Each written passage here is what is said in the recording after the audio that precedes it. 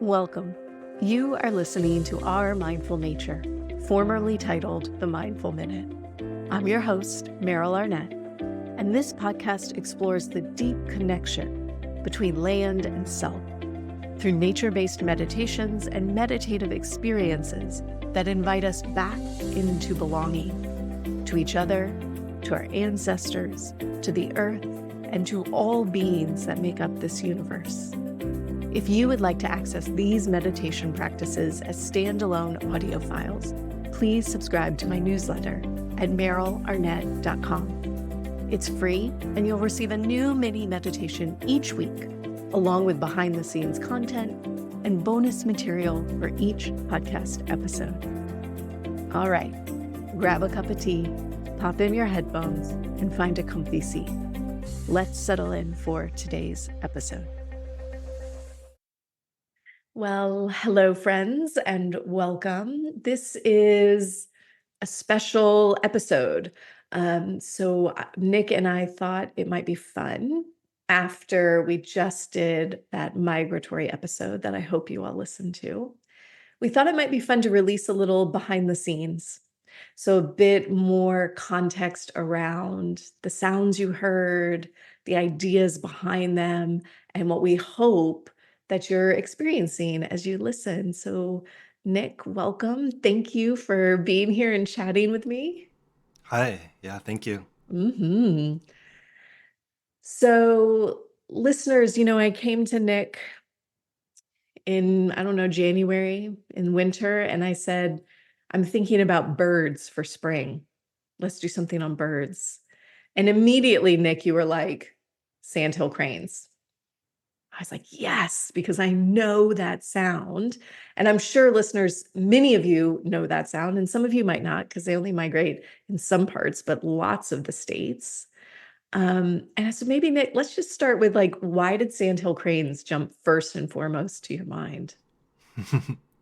Definitely. The cranes are I guess maybe not the first thing people think of when they think of the spring chorus or spring listening.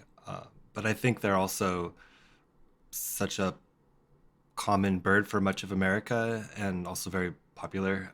I was in the process of thinking about taking a trip to go see the sandhill cranes locally in Washington, where I live, and hopefully record them.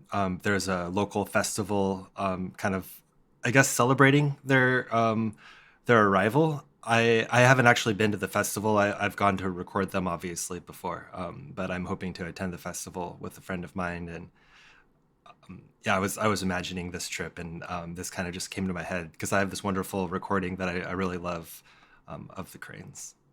I love that. And when you said it, it's so funny because I vividly remember a early spring and being outside with my husband and saying, "What is this noise? I keep hearing. Do you keep hearing this noise over and over and over again? It's so unusual." And I remember him being like, "Yes, I hear it too. This is so strange." And we poke around, we do the Googling, and we discover that what we're hearing is the sandhill crane as it's Yeah. migrating. It's such an unusual sound. And I read my favorite description from writer David Abrams. He described sandhill cranes as fractal dragons. And I love it because fractal meaning what you see way up in the sky because they're so high up, but their sound is a little dragony or reptilian in some way, right? Oh yeah. Oh yeah. So Yeah. interesting. Yeah. So I hadn't even heard of them before, just a couple years ago when I went to go record them, and then I've kind of found how popular they are. And there's these, sandhill crane festivals in all Washington State, over. but Yeah. and I think the South and the Midwest has a lot more of them Yeah. traveling. So So if you're in the States, and actually I think there are some other places that outside of the States where there are also sandhill cranes, because there's a couple different subspecies. And mhm. so if you're not sure, you should Google it and just see, because it's very likely they're flying over you right now. Um, all right. So we started our migratory journey not with the cranes. but with a tiny microscopic organism that floats in all bodies of water. And so I sent you this idea of talking about zooplankton and the way that they drift from surface to depth and back again. And you created a water experience for us to tap into that drifting. What are we hearing when we listen to this water? Yes, the water experience is a very peaceful experience in my mind. The the layer that I find most um, peaceful or grounding or I guess rhythmic even is the ocean rumble in the background, which might not actually be apparent at first. Um, but I recorded that at the ocean and tried to find a spot far enough from where the waves are crashing to just hear the low frequencies, kind of like the breathing or the rhythm of the ocean. Mm. And then the much more present sound was actually soft waves recorded at a lake shore nearby where I live, and which is wonderful to be able to do recordings nearby. And yeah, this is a very large lake that frequently has these soft lapping waves, and it's very beautiful to just kind of sit and listen, especially in the middle of the night. I think we've talked about how it's hard to record other times of the day because of human sounds. And so I'll be sitting beside the lake in the middle of the night listening to the lapping, and it's a very beautiful experience. Mm. I felt that the layer of these two, kind of after we talked about the plankton, really made sense. This kind of soft movement of water that would kind of be a surface sense, and Oh, then this yeah. rumble that would really evoke the ocean. Oh, I love that. Can we listen to this sound together? Yeah. Yeah.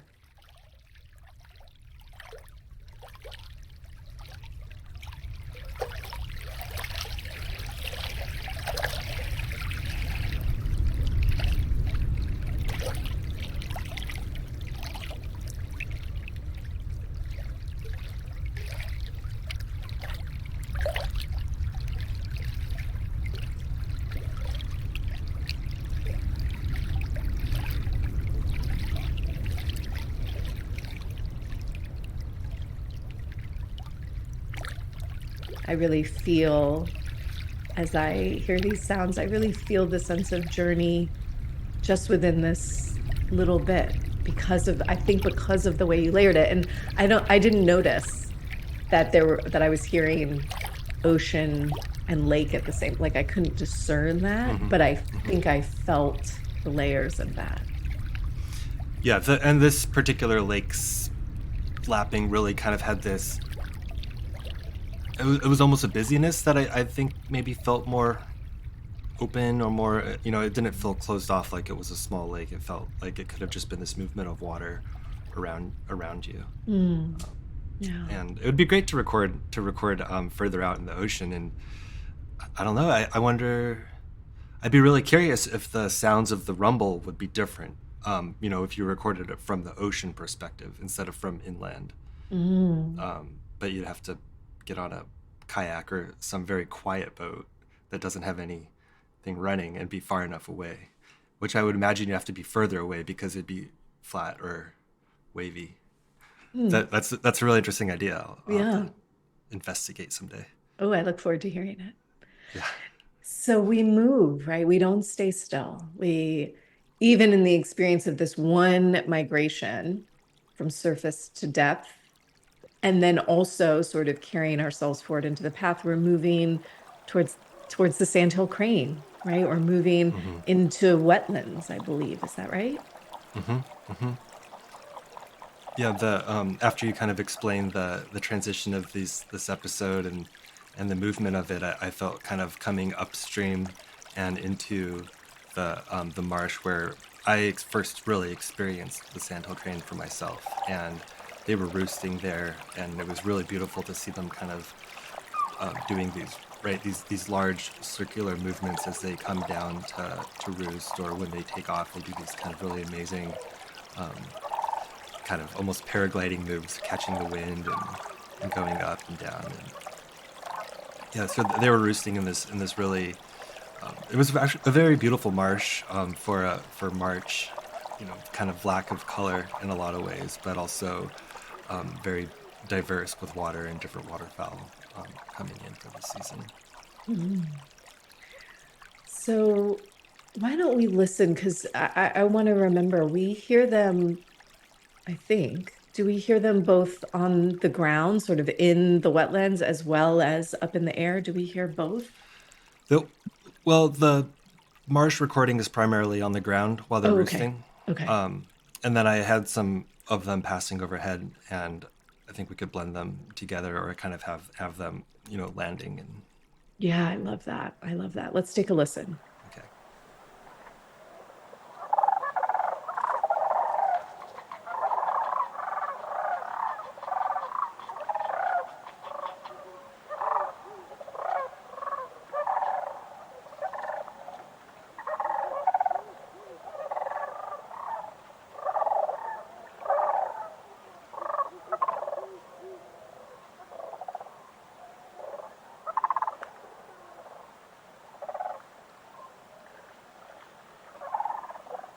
I immediately come back to that fractal dragon. It's the best description. Yeah, it's very cool. It's definitely very unique sound, and it's really impressive how much it carries. I very distinctly remember being it was again at night recording them, and they were um, chattering with each other, and I kept having to take my headphones off to kind of discern how close they were, um, because their sound is so impressive and kind of it's almost jarring because it'd be very quiet there. Maybe you would hear just an owl or kind of a frog, and then suddenly you would hear this chatter of this sandhill crane, which was just so distinct and almost cutting the night. um, and I think it was really beautiful. It kind of seemed like they were checking in on each other. There was a softness to it that was different than the daytime chatter that they have, and it Mm. felt kind of also almost comforting to me in a way that I hadn't expected, because I Mm. could hear some coyotes, and I was in this marsh and at night, and so there was some kind of eerie aspects to the experience. Oh, So I I can think they were kind of imagine. they were kind of like checking in as they're on this journey with each other, and they're in this marsh too, and they have predators around, and Mm. That's so interesting. And I cannot imagine actually, now that you say it, thinking about being out at night. And it's one thing to be like on an ocean shoreline. I'm like, yeah, I could do that. I'll sit on an ocean shoreline all night long. But to be in a marsh or in the woods at night is a very different experience. It does pull mm-hmm, forward some of the unknown, right? mm-hmm, That's sort of mm-hmm, lurking, mm-hmm, lurking out in the background. And it's interesting because if we even think back to the winter episode and the frozen lake, and you hear that owl in the background as such a source of comfort, right? Like the owl was safety to me in that soundscape. And it's interesting that you're calling there's owl in this, but also the cranes themselves offering that sense of like, I'm here, I see you, you're here too, right? yeah, yeah, Mm, I love that. I cannot imagine. I was reading, I think the largest congregation of these cranes happens in Nebraska, mm-hmm. and it's like 250,000 birds. And they're like, can you imagine how loud that must be? 250,000 birds. I can't imagine. It's much larger than the Washington State migration, but In I think Georgia too. yeah, in Georgia, I think we have in the 30s, maybe in the 40s of Mm, thousands, which is still good, and they're coming huge. for many, I think many weeks. It's kind of we're moving through the area, but yeah, it'd be a spectacle to go see that. I think I've seen some photos and heard some recordings from the Nebraskan migration. That would be incredible. Yeah, here they're just flying over. Okay, And okay, so, and we're, listeners, we're recording this in mid-February, and we've heard a few, but not a ton yet. Like There will come a time, probably in March when this airs, when it will be every day, very consistent for a little bit of time. And Mhm. it is indeed, to me at least, a marker of spring. It Yeah. is. Yeah. Yeah. So let's keep going. We move from the wetlands and we find ourselves in the domain of the monarch butterfly, which is the last migration that we explored together. And this one was really interesting. I really want you to talk about why these sounds. Hmm.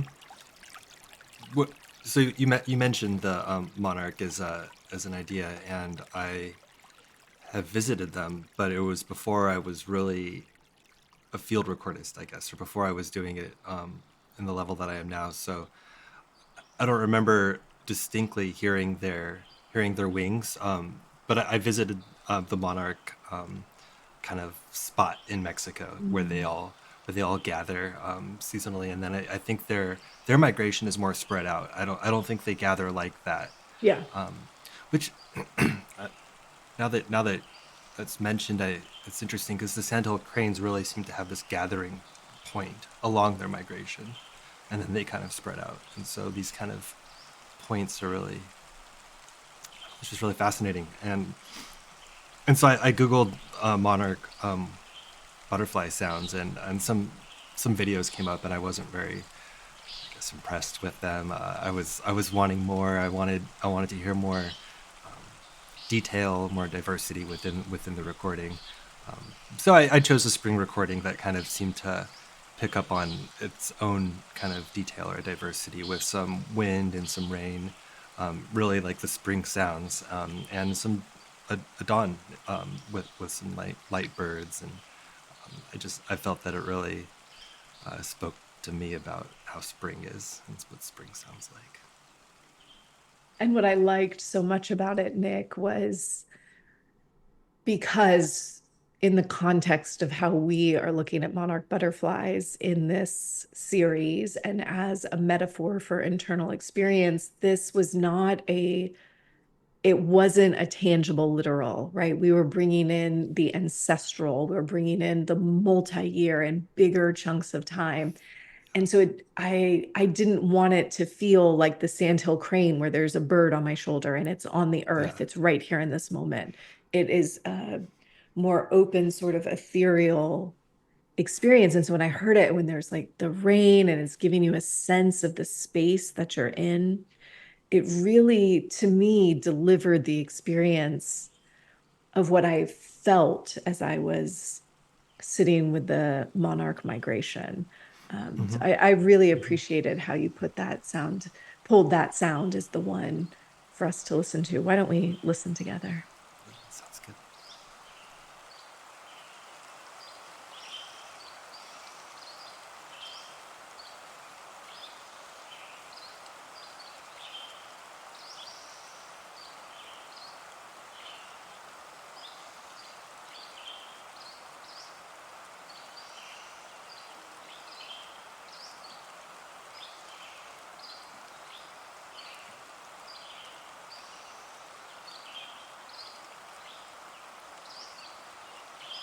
I think I feel space and time very clearly in that.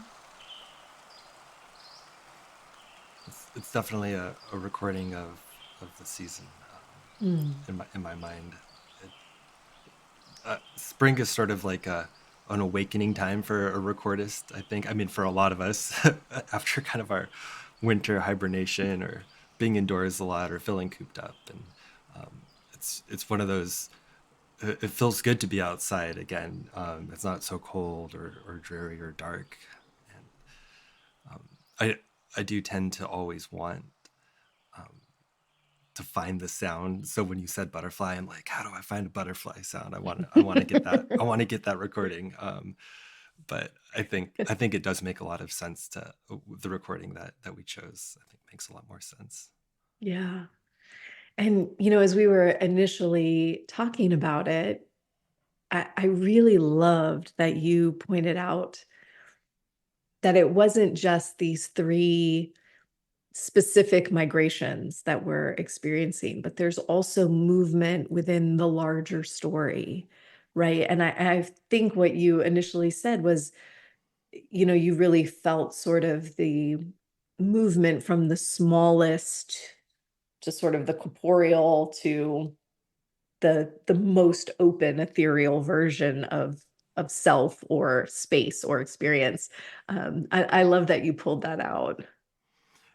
You really covered the whole spectrum of coming from the depths of the ocean to the creatures on land and to the creatures in the air, and we're such a part of all of that ourselves. So it's really important that we're bringing awareness to that and are listening, kind of bringing our minds, maybe out of ourselves or out of our routine to have that external awareness too, Mm. with the animals and with the earth. And to give ourselves an invitation to see the multiplicity of entry points or points of view, the layers that exist within experience. It's so easy, at least for me, to think incredibly linear. Here's the story, here's the path, it's a straight line. Let's get from point A to point B. And as you and I worked together and you brought these sounds in, it became very cyclical, which is migration is cyclical. It's the whole point of the experience. And so for listeners, I think, my hope, I think our hope is that it's creating that sense of it's not a rush from point A to point B, and it's certainly not the destination that we're trying to deliver, right? But it's the movement, the process that is evocative to me in this series. I really love the concept of of migration in general, as maybe even being something that we're called to, with wanting to travel or wanting to go different places in different seasons. And I think that within travel, you know you can be pushed to have these kind of different experiences that can be scary sometimes or uncomfortable, and it is linear. You want to go to your spot, but we have to go through the trip to get there, and it's maybe a little it's obvious, like you have to go through this, enjoy the journey, sort of mindset, but it's good to be reminded of it, and Yeah. to think about all of these animals on their journeys. And I think the I think the butterflies are kind of at the end of their journey when they're all together in the spot in Mexico. That is a very beautiful place to visit, but we see them while they're traveling in North America, and we see them sprinkled throughout. So they're on their journey then, and the sandhill cranes are on their journey when we see them too. So Mm. And we are on our journeys, right? Every day is a yeah, piece of our own yeah, individual and collective journey. yeah. Yeah. I'm gonna try to think about that next time I'm out in the field. Mm. I love that. So, why don't we end with listening to the full cycle of the journey? Yeah, so we'll do an experience together, listeners, and this is not guided, but this is simply an opportunity to sit, to listen, and to let yourself feel the movement of migration, however that shows up for you in this particular moment. And so, wherever you are, if you can listen with headphones, I highly recommend it. The sounds are incredible. And you will let yourself sit in a way that feels comfortable. Maybe letting your feet rest on the ground, maybe lying down on the ground. And if you want to close your eyes, feel free. And why don't we just take a breath before we begin? Inhaling in deeply, exhaling out a sigh.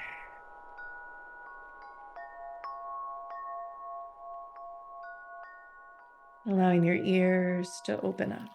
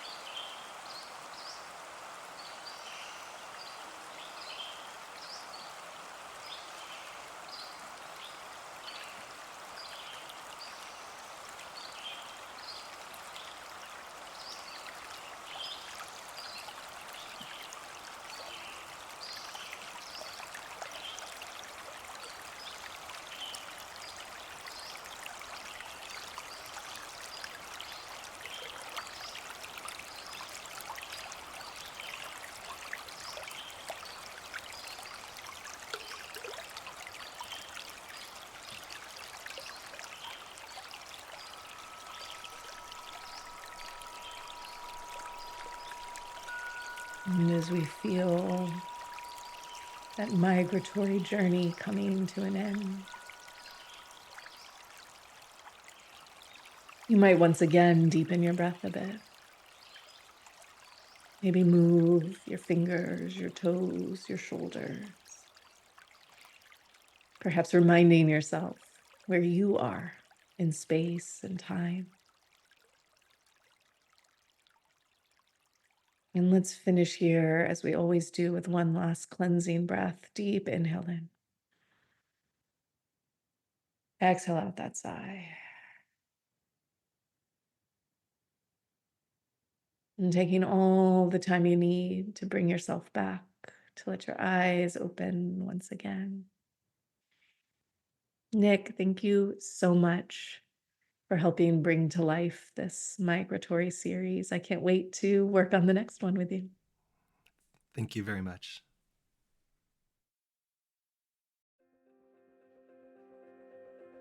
Thanks for listening to Our Mindful Nature. If you enjoyed today's episode, please consider sharing it with a friend or leaving me a review wherever you get your podcasts. It helps others to find the show, and let's face it, we could all use a few more meditators in our lives. Our Mindful Nature is recorded on Muskogee land and produced with the support of Brianna Nielsen. Deep gratitude is offered to acoustic ecologists Gordon Hempton and Nick McMahan for the use of their nature field recordings in many of these episodes. To join my live classes, ask questions, or learn about my teacher trainings, please visit merylarnett.com. Thanks again for listening. I'll see you next week.